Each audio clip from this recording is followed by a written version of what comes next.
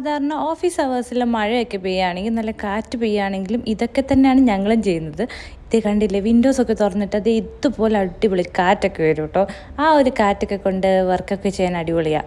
അങ്ങനെ ഞങ്ങളെല്ലാവരോടും ഒരു വീഡിയോ എടുത്തപ്പോഴാണ് ഞാൻ നോക്കിയ ഫേസ് ഭയങ്കര ഡള്ളായിട്ടിരിക്കുന്നത്. അങ്ങനെ ഞാൻ വീട്ടിൽ പോയിട്ട് ഫേസ് പാക്ക് ഉണ്ടാക്കാമെന്ന് എഴുതി. ഒന്നുമില്ല, നമ്മുടെ അരിപ്പൊടിയും പിന്നെ കടലമാവുമാണ് ഞാൻ ഇവിടെ എടുത്തേക്കുന്നത്.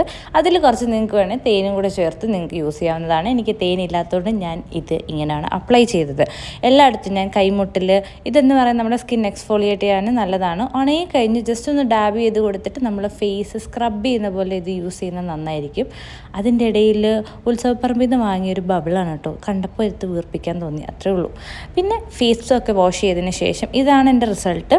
ഫേസ് വാഷ് ചെയ്തതിന് ശേഷം എല്ലാവരും യൂസ് ചെയ്യേണ്ടത് ഒരു ടോണറാണ്. ഞാനിവിടെ യൂസ് ചെയ്തേക്കുന്ന റോസ് വാട്ടറും ഗ്ലിസറിനും ഉള്ള ഒരു കുപ്പിയിലാക്കിയാണ് ഞാൻ രാത്രി അപ്ലൈ ചെയ്യുന്നത്.